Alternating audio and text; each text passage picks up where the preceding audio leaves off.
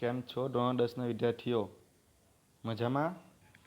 હવે આપણે ચેપ્ટર જોતા છે, વિષય છે આપણો સામાજિક વિજ્ઞાન.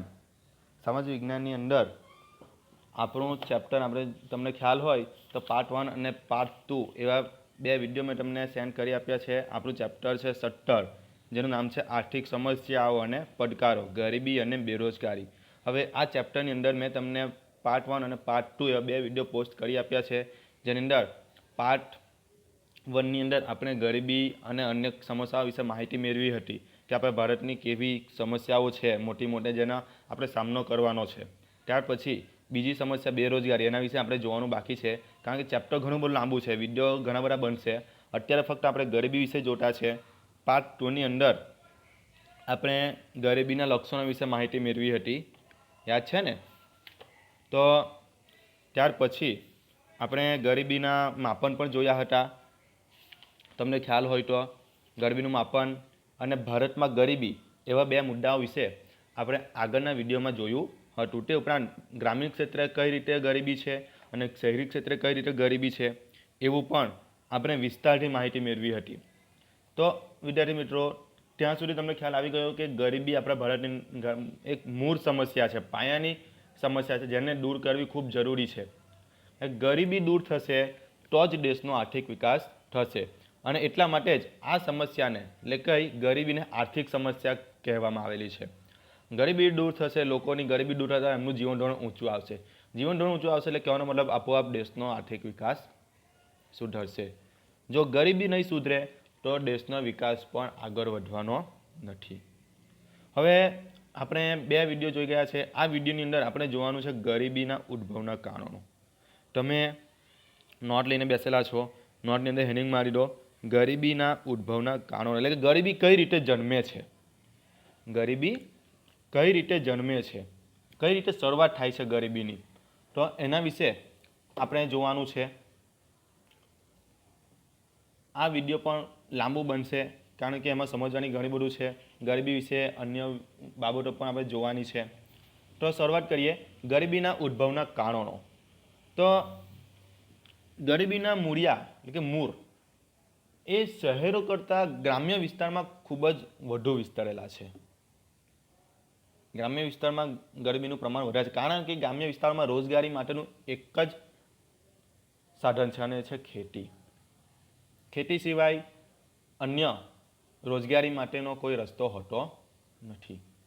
શહેરોમાં તો અલગ અલગ પ્રકારે રોજગારી મેળવી શકાય છે, એટલા માટે ત્યાં ગરીબીનું પ્રમાણ ઓછું છે. પરંતુ ગ્રામીણ ક્ષેત્રે ગરીબીનું પ્રમાણ વધુ હોવાના કારણો ઘણા બધા છે, જેને આપણે વિસ્તારથી સમજીએ. નંબર 1 પહેલું છે, લખવાનું હોય તો લખી લેજો, એમ તો તમને ખ્યાલ આવી જશે હું બોલીશ એટલે. તો પહેલું છે તો કૃષિ ક્ષેત્રે અપૂરતો વિકાસ, એટલે કે ખેતીનો બરાબર પૂરેપૂરો વિકાસ થયો નથી. અને અપૂરતી સિંચાઈની સવલતો, અપૂરતી કે ત્યાં ટેકનિકલ સાધનો ખૂબ જ ઓછા છે, પાણીની સુવિધા નથી. તો એના કારણે કૃષિની અંદર વધુ ઉત્પાદકતા મેળવી શકાતી નથી. તો આ રીતે કૃષિ ક્ષેત્રમાંથી મળતી આવક ખૂબ જ ઓછી છે, એટલે કે તેનો ઘટાડો. તો એના કારણે ગ્રામીણ લોકોનું જીવન ધોરણ ઊંચું નથી આવતું. બીજું, ખેતી સિવાયના સમયમાં વૈકલ્પિક રોજગારીની તકોનો અભાવ, એટલે કે ખેતી સિવાય ત્યાર પછી એમની પાસે રોજગારીની બીજી તકો નથી ગ્રામીણ લોકો પાસે. મેં તમને કીધું એ પ્રમાણે કે ગ્રામીણ ક્ષેત્રે માત્ર ખેતી જ એક રોજગારી માટેનો રસ્તો છે, એ સિવાય બીજી રોજગારીનો અભાવ જોવા મળે છે. ગ્રામીણ ક્ષેત્રે અન્ય રોજગારીનું જરૂરી જ્ઞાન, એટલે કે કૃષિ સિવાય અન્ય રોજગારી કઈ રીતે પ્રાપ્ત કરી શકાય એવી રોજગારીનું જ્ઞાન, શિક્ષણ કે કૌશલ્ય કે તાલીમનો અભાવ જોવા મળે છે. કે ત્યાં ગ્રામીણ ક્ષેત્રે અન્ય રોજગારી કઈ રીતે પ્રાપ્ત કરી શકાય ખેતી સિવાય, તો એ માટેનું શિક્ષણ કે તાલીમનો અભાવ ગ્રામીણ ક્ષેત્રે ખૂબ વધુ છે, એનો અભાવ છે. તે ઉપરાંત અન્ય સામાજિક કારણો બી છે ગરીબીના, જેમ કે જ્ઞાતિ પ્રથા તથા રૂઢિઓ, પરંપરાઓના કારણે રીત રિવાજો પાછળ ગજા ઉપરાંતના ખર્ચાને કારણે દેવામાં ડૂબવું, સમજો છો ને? એટલે કે જાતિ પ્રથા, જ્ઞાતિ પ્રથા, રૂઢિઓ, રીત રિવાજો, પરંપરાઓ, તો એની પાછળ બિનજરૂરી ખર્ચા કરીને દેવામાં ડૂબી જવું એ પણ ગરીબીનું એક કારણ છે. એટલે કે બિન ખર્ચા વધારાના છે એમના. તે ઉપરાંત ગ્રામીણ ક્ષેત્રે નિરક્ષરતાનું પ્રમાણ પણ ખૂબ વધુ હોવાથી ત્યાંના લોકોનું શોષણ અને અન્યાયનો ભોગ બને છે. ગ્રામીણ ક્ષેત્રના લોકો કેવા છે? નિરક્ષર, અભણ. તો એવું નિરક્ષરતાનું પ્રમાણ વધુ છે, ત્યાં સાક્ષરતા વધુ નથી. તો એટલા માટે ગ્રામીણ ક્ષેત્રના લોકો શોષણ અને અન્યાયનો ભોગ બને છે. તે ઉપરાંત એ ગ્રામીણ ક્ષેત્ર સુધી સરકારી યોજનાઓની માહિતી પહોંચી શકતી નથી, તેથી તેઓ સરકારી યોજનાનો લાભ નથી લઈ શકતા. સરકાર દ્વારા જે યોજનાઓનો લાભ મળવો જોઈએ એ ગ્રામીણ ક્ષેત્ર સુધી પહોંચી શકતો નથી. તે ઉપરાંત બીજું કારણ જોઈએ ગરીબી ઉદ્ભવવાના, તો આર્થિક નીતિઓના ઘડતરમાં છેવાડાના માનવીની જરૂરિયાતો અને તેના આર્થિક હિતોની ઉપેક્ષા થવી. એટલે કે ભારત એક ગામડાનો બનેલો દેશ છે, પરંતુ હજી સુધી ખૂણે ખૂણે સુધી ઇન્ટરનેટ, મોબાઈલ સેવા, અન્ય ઘણી બધી સેવાઓ, વાહન વ્યવહાર, એવી સેવાઓ ત્યાં સુધી છેવાડાના ગામડા સુધી પહોંચી શકી નથી. તો એના કારણે પણ ત્યાં ગરીબીનું પ્રમાણ વધારે છે. બીજું કારણ, રોકડિયા પાકોને પ્રોત્સાહન મળ્યું. રોકડિયા શેરડી, કપાસ એવા પાકોને પ્રોત્સાહન મળ્યું, જેના કારણે ખાદ્ય પાકોનું ઉત્પાદન ઘટી ગયું. ખાદ્ય પાકો એટલે કે અનાજનું ઉત્પાદન ઘટી ગયું. હવે આપણે વાત કરીએ શેરડી, કપાસ, એ આપણને અનાજમાં કામ લાગે છે? એરંડા, દિવેલા, એ બધું આપણને ખાવામાં કામ લાગતું નથી. તો આવા પાકોના ઉત્પાદનના કારણે ખાદ્ય પાકો એટલે કે અનાજ, એનું ઉત્પાદન ઘટી ગયું. અનાજ, કઠોળ વગેરેની અછત સર્જાય. એટલે કે અછત સર્જાય એટલે તમને ખબર છે. અને ભાવો વધ્યા, એટલે કે અનાજ અને કઠોળનું ઉત્પાદન ઘટી ગયું.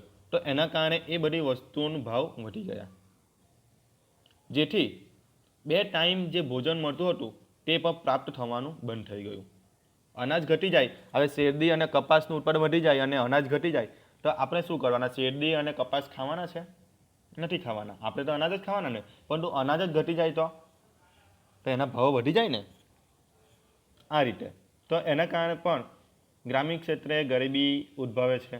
બીજી વાત કરીએ, આર્થિક સુધારાઓના અમલ થકી ગ્રામીણ અર્થવ્યવસ્થા પડી ભાંગી. આર્થિક સુધારાઓ એટલે કે ઉદ્યોગોનું પ્રમાણ વધવાથી ગામડાની અર્થવ્યવસ્થા પડી ભાંગી. જેમ કે કુટીર અને લઘુ ઉદ્યોગો બંધ થઈ ગયા, કે જે નાના પાયા પર જે ઉદ્યોગો ચાલતા હતા એ હવે મોટી મોટી ફેક્ટરીઓમાં પરિણમ્યા. હવે નાની નાની રમકડા કે ખાદ્ય વસ્તુઓ, પાપડ, અગરબત્તી, અથાણા, એવા જે વસ્તુઓ જે કુટીર ઉદ્યોગમાં બનતા હતા એ હવે શહેરી ક્ષેત્રે મોટા મોટા ઉદ્યોગોમાં બનવા લાગ્યા, જેના કારણે ગામડાના હવે કુટીર અને નાના ઉદ્યોગો જે લોકો ઘરમાં બનાવતા હતા એ બંધ થઈ ગયા. સ્થળાંતર વધ્યું. સ્થળાંતર વધ્યું એટલે કે ગામડાના લોકો શહેર તરફ આવવા લાગ્યા, જેના કારણે ખેતીની આવક ઘટી ગઈ. એટલે કે ગામડાના લોકો જો શહેરો તરફ વળી જશે તો ખેતી કોણ કરવાનું? ખેતીમાં ઉત્પાદન કઈ રીતે થશે? શહેરના લોકો શું ખાવાના? શહેરના લોકોને કોઈ ખેતી કરતા નથી. જે કંઈ ખેતી કરે છે એ ગામની લોકો કરે છે, પરંતુ ગામડાના લોકો શહેરમાં આવી જશે તો પછી ખેતી કોણ કરવાનું? તો આ રીતે ગરીબી વધવા લાગી. આગળ વાત કરીએ તો ગરીબો કુપોષણ અને વિવિધ રોગોના શિકાર બને છે. ગરીબો, એમની પાસે પૂરતા પૈસા ન હોય, યોજનાઓનો લાભ ન લઈ શકતા હોય, તો એના કારણે એમને સારું જમવાનું ન મળતું હોય, તો એવા કારણે ગરીબો કુપોષણના અને વિવિધ રોગોના શિકાર બને છે. તેઓ સારી દવા નથી કરાવી શકતા, સારા રહેઠાણ નથી બનાવી શકતા અને ખોરાક પણ તેઓ વ્યવસ્થિત નથી લઈ શકતા, જેના કારણે તેઓ રોગોના શિકાર બને છે. જેમ કે આપણે વાત કરીએ તો આરોગ્ય વિષયક ખર્ચા વધ્યા, એટલે કે દવાઓ ખૂબ મોંઘી થઈ ગઈ, જેના કારણે તેઓ સારો ઈલાજ નથી કરાવી શકતા. આવક સ્થિર જ રહે. આવક એટલે કે જે એમ દિવસની 100 રૂપિયા આવક હોય તો એ 100 રૂપિયા જ આવક રહી, પરંતુ ખર્ચા વધી ગયા, ભાવો વધી ગયા. આવક નથી વધી, આવક તેટલી તેટલી છે પરંતુ ખર્ચા વધી ગયા. સારવાર, દવા પાછળના ખર્ચા વધી ગયા, એટલે કે આવક ઓછી અને ખર્ચા વધારે, તો પૈસા ક્યાંથી લાવવા? તો આ રીતે પણ ગરીબી વધુ છે. તે ઉપરાંત ટેકનોલોજીમાં ફેરફારો આવતા, ટેકનોલોજી આપણે ત્યાં 21મી સદીની અંદર ટેકનોલોજી વધવા લાગી છે, દરેક કામ ટેકનોલોજી થવા લાગેલું છે. તો એના કારણે ટેકનોલોજીના કારણે પરંપરાગત વ્યવસાયો એટલે કે જે વર્ષોથી બાપ દાદાઓના હાથોથી જે વસ્તુઓ બનાવાતી હતી તેવા કુટીર ઉદ્યોગો પડી ભાંગ્યા, બંધ થઈ ગયા, તથા સ્થાનિક બજારો બંધ થતાં બેકારીમાં વધારો થયો. સ્થાનિક એટલે કે પહેલાંના સમયમાં શું હતું, ગામડાની અંદર જ નાની મોટી બજારો ભરાતી હતી, ગામડાની અંદર જ વસ્તુઓ બનતી અને ત્યાં જ બજારો ભરાતી, કે લોકોને જે સામાન્ય જીવન જરૂરિયાતની વસ્તુઓ હતી એ ત્યાંથી જ મળી રહેતી હતી. પરંતુ એ હવે બધું જ બંધ થઈ ગયું. એની જગ્યાએ મોટા મોટા મોલ ખુલી ગયા ને. તો આ રીતે ગામડાના વ્યવસાયો બંધ થતાં ગ્રામીણ ક્ષેત્રે ગરીબી વધી. આગળ વાત કરીએ, વસ્તી વૃદ્ધિ દર વધ્યો, એટલે કે વસ્તીમાં ખૂબ જ વધારો થયો, પરંતુ મૃત્યુ દર ઘટ્યો, એટલે કે જેટલા વસ્તી વધી એટલો મૃત્યુ થયા નથી. આપણે સમજીએ કે ચાલો આ 2020 ચાલે છે, 2020ની અંદર 20 બાળકોએ જન્મ લીધો. કેટલા બાળકોએ જન્મ લીધો? 20 બાળકોએ. એની તુલનામાં 10 વ્યક્તિઓના મૃત્યુ થયા. વસ્તીમાં કેટલો વધારો થયો? 10 વ્યક્તિઓનો વધારો થયો ને. તો 20 બાળકોએ જન્મ લીધો પરંતુ મૃત્યુ કેટલા પામ્યા? 10. એટલે કે વસ્તીમાં વધારો થયો, એટલે કે મૃત્યુ દર ઘટ્યો. સરેરાશ આયુષ્યમાં વધારો થયો, એટલે કે લોકોનું આયુષ્ય વધ્યું પહેલાં કરતાં. દવાઓ, નવી શોધો થઈ દવાઓમાં, જેના કારણે લોકોના આયુષ્યમાં વધારો થયો. શ્રમની કુલ માંગ કરતાં શ્રમનો પુરવઠો વધ્યો, એટલે કે બેકારી વધી. એટલે કે શ્રમની કુલ માંગ એટલે કે કામ કરવા માટે જેટલા લોકોની જરૂર છે એના કરતાં શ્રમનો પુરવઠો વધ્યો. શ્રમનો પુરવઠો એટલે કે કામ કરનારા વધ્યા. જેમ કે એક ખેતર છે, એ ખેતરની અંદર 5 વ્યક્તિની જરૂર છે, પરંતુ એની જગ્યાએ 7 વ્યક્તિઓ કામ કરતા હોય તો 2 વ્યક્તિઓ બેકાર કહેવાય, 2 વ્યક્તિઓ નકામા કહેવાય. તો શ્રમની માંગ કુલ 5 જ હતી, પરંતુ શ્રમનો પુરવઠો કેટલો છે? 7 વ્યક્તિઓનો. તો 2 વ્યક્તિઓ કેવા છે? બેકાર. બીજી બાજુ તેમની જીવન જરૂરિયાતોની વસ્તુઓની માંગ સામે ઉત્પાદન ઘટતા ભાવો વધ્યા. એટલે કે વ્યક્તિઓની જે જીવન જરૂરિયાતની વસ્તુઓ છે એમની જેટલી માંગ છે એની સામે એટલું ઉત્પાદન વધ્યું નથી. તો ઉત્પાદન ઓછું છે તેના કારણે ભાવ વધે છે. ખરીદ શક્તિમાં ઘટાડો થયો, લોકોની ખરીદ શક્તિ ઘટી ગઈ કારણ કે એમની આવકમાં એટલો વધારો થયો નથી. બીજી બાજુ ભાવો ખૂબ જ વધુ છે. અત્યારે આપણે શાકભાજીની વાત કરીએ તો 100 રૂપિયા કિલો ટામેટાં, 50 રૂપિયા કિલો બટાકા. તો એક બાજુ વ્યક્તિની આવક સ્થિર છે, એમાં કોઈ વધારો નથી થયો, પરંતુ બીજી બાજુ ભાવો વધેલા છે. તો એ વધેલા ભાવોએ કઈ રીતે ખરીદી કરવી, એટલે ખરીદ શક્તિમાં ઘટાડો થયો. પહેલાં આપણે 20 રૂપિયામાં કિલો બટાકા ખરીદતા હતા, હવે 50 રૂપિયામાં કિલો ખરીદવા પડે છે. તો અમુક લોકો નહીં ખરીદે, એટલે કે ખરીદ શક્તિમાં ઘટાડો થયો. જીવન ધોરણ કથળ્યું, એટલે કે જીવન ધોરણ બગડી ગયું કે આટલા બધા રૂપિયામાં કેવી રીતના ખરીદવું, પૈસા બધા જ એમાં વપરાઈ જાય છે, તો બચત કઈ રીતે કરવી. તો આ રીતે ગરીબીમાં વધારો થાય છે. તો વિદ્યાર્થી મિત્રો, આપણે 10 થી 12 મુદ્દા જોયા. શાના? ગરીબી ઉદ્ભવવાના કારણો. ને આ એક્ઝામમાં પૂછાય છે. આ મુદ્દો તમે આઈએમપી કરી દેજો. ગરીબી ઉદ્ભવવાના કારણો એ તમે આઈએમપી કરી દેજો, કારણ કે એ એક્ઝામમાં પૂછાશે. તો અહીંયા સુધી ગરીબી ઉદ્ભવવાના કારણો હતા. હવે બીજો એક મુદ્દો લખો. બીજો મુદ્દો છે ગરીબી નિવારણની વ્યૂહરચના. વ્યૂહરચના એટલે કે ગરીબી કઈ રીતે નિવારી શકાય. ગરીબી કઈ રીતે નિવારી શકાય, તો એની વાત કરવાની છે. આ ગરીબી નિવારવા માટે કુલ 5 પેરેગ્રાફ આપેલા છે, એટલે કે 5 વ્યૂહરચનાઓ આપેલી છે. આ રહી જાઓ અહીંયાથી 1 અને બીજા પેજ પર આવશે બીજી 4. તો આ રીતે આ 5 વ્યૂહરચનાઓ છે એને આપણે વિસ્તારથી સમજવાની છે. ચેપ્ટર લાંબુ છે એટલે વિડીયો પણ લાંબુ બનશે જ. આપણે જોઈએ શું કહેવા માંગે છે વ્યૂહરચના. તો આ જે ગરીબીનું જે વિષય ચક્ર છે એ ભારતમાં એક પકડ જમાવીને બેઠું છે, એટલે કે એ વર્ષોથી છે જે હજી સુધી દૂર થયું નથી. અને તેના માટેના મુખ્ય કારણો પણ આપણે જોયા. તો તેના આધારે જ આપણે ગરીબી ઘટાડવા માટેના પગલાં લેવા જોઈએ. જે રીતે આપણે ઉપરના મુદ્દા જોયા કે કયા કયા ક્ષેત્રે કેવી રીતે ગરીબી છે, તો એ જ ક્ષેત્રોને આપણે કેન્દ્રમાં રાખી એ ગરીબી નિવારણના આપણે પગલાં લેવા જોઈએ. તો શું કહેવા માંગે છે કે અત્યાર સુધીમાં 11મી પંચવર્ષીય યોજના પૂરી થઈ છે. 11મી પંચ એટલે જે 5-5 વર્ષનો જે આપણે વડાપ્રધાનનો જે ગાળો હોય, 5 વર્ષ માટેની સત્તા 1951થી ચાલી આવેલી છે, તો 11મી પંચવર્ષીય યોજનાઓ આપણે ત્યાં પૂરી થઈ છે. અને દરેક પંચવર્ષીય યોજનાની અંદર આ સમસ્યા પર ધ્યાન કેન્દ્રિત કરવામાં આવેલું છે કે કઈ રીતે ભારતમાંથી ગરીબી દૂર કરવી. તો ત્યાં સુધીમાં ભારતીય અર્થતંત્રમાં વિકાસની રણનીતિમાં અને કાર્ય યોજનામાં ગ્રામીણ ક્ષેત્રની કરવામાં આવેલી ઉપેક્ષા મુખ્યત્વે જવાબદાર છે. ઉપેક્ષા એટલે કે નકારવું. તો આ 11મી પંચ યોજનાઓ સુધી ગ્રામીણ ક્ષેત્રે આર્થિક વિકાસ થાય એવું ધ્યાન આપવામાં આવ્યું ન હતું, જેના કારણે જ ગ્રામીણ ક્ષેત્રે ગરીબી વધી છે. એટલે કે જેટલી બી યોજનાઓ બહાર પાડવામાં આવી, જેટલા બી કામો કરવામાં આવ્યા, તો એમાં ગ્રામીણ ક્ષેત્રને પૂરતું મહત્ત્વ આપવામાં આવ્યું ન હતું, એટલે કે એની ઉપેક્ષા કરવામાં આવેલી. તો આ જ મુખ્ય જવાબદાર છે કે તમે જે એને નકાર્યું ગ્રામીણ ક્ષેત્રનો વિકાસ, એની જે ઉપેક્ષા કરી, તો એના કારણે જ આજે ગ્રામીણ ક્ષેત્ર ગરીબીમાં સપડાયેલું છે. ભારતીય અર્થતંત્રનું સુવર્ણ શિખર ભલે ને શહેરોમાં હોય, એટલે કે ભારતીય અર્થતંત્ર એટલે કે ભારતનું અર્થતંત્ર ભલે શહેરો પર ટકેલું હોય, પરંતુ તેના મૂળ તો ગામડામાં જ છે ને. ગામડામાંથી જ લોકો શહેરોમાં આવેલા છે. અને ગામડાના શાકભાજી, અનાજ, એ દરેક વસ્તુ શહેરોને જ કામ લાગે છે. જો ગામડાના લોકો આ બધું આપતા બંધ થઈ જાય તો શહેરોનું અસ્તિત્વ પડી ભાંગે. એટલે શહેરોના મૂળ તો અંતે ગામડામાં જ છે.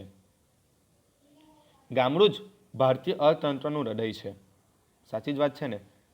કારણ કે ભારતનું અર્થતંત્ર મોટે ભાગે ખેતી પર નભેલું છે, અને ખેતી મોટી ભાગે ક્યાં થાય છે? ગામડાઓમાં, નહીં કે શહેરોમાં. એટલે ભારતનું અર્થતંત્ર એટલે કે ભારતીય અર્થતંત્રનું હૃદય ગામડું જ છે. એના વગર ભારત અધૂરું છે. તેથી તેને ધબકતું અને સમૃદ્ધ રાખવા માટે કોને?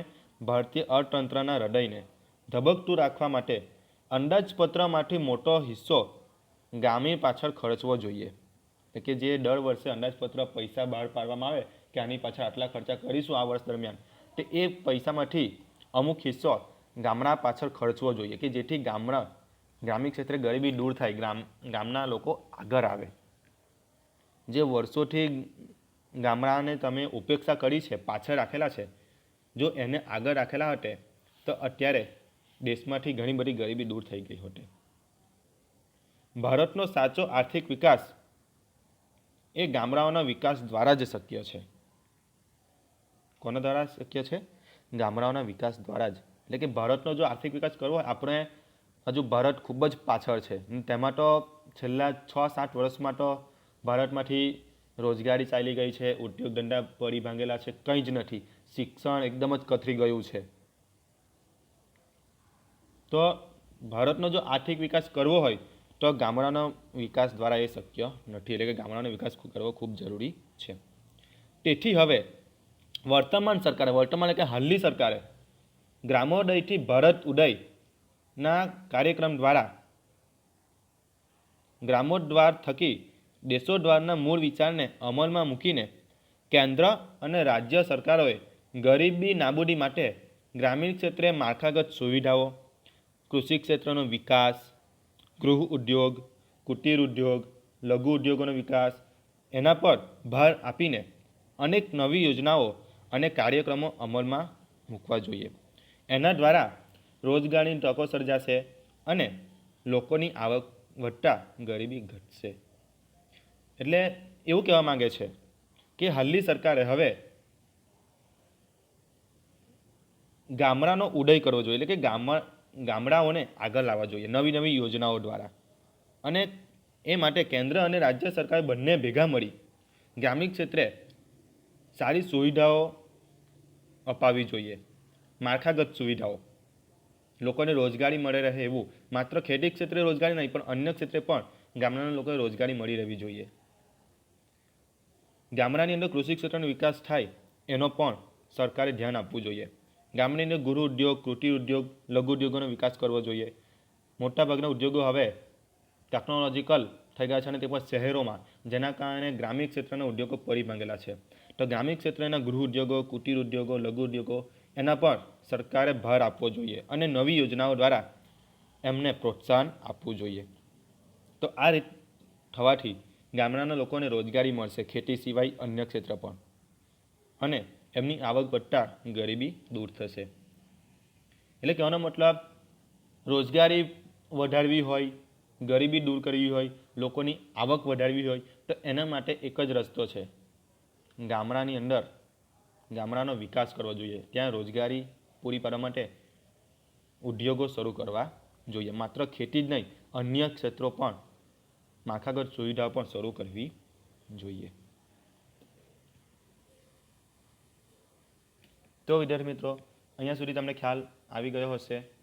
હવે એના ગરીબીની વ્યૂહરચનાના 5 મુદ્દાઓ છે એને આપણે નેક્સ્ટ વિડીયોની અંદર જોઈશું, કારણ કે વિડીયો મોડું થઈ ગયું છે. આ વિડીયોની અંદર ગરીબી ઉદ્ભવવાના કારણો આપણે જોયા અને ગરીબી નિવારણની વ્યૂહરચનાઓ એનો આપણે સામાન્ય અર્થ મેળવ્યો કે કઈ રીતે ગામડાને આપણે ઉપર લાવી શકીએ, કઈ રીતે ગામડાની ગરીબી દૂર કરી શકીએ. હવે એ માટેના જે 5 મુદ્દાઓ છે એને આપણે બીજા વિડીયોની અંદર જોઈશું. વિડીયો ઘણા બધા બનશે. આ હતું આપણું પાર્ટ 3. પાર્ટ 1 અને પાર્ટ 2 તમને પોસ્ટ કરી આપવામાં આવ્યું છે. પાર્ટ 3 છે. હવે પછી આવશે આપણું પાર્ટ 4. તો અહીંયા આગળ આપણે આપણો વિડીયો પૂરો કરીએ. ચલો આવજો.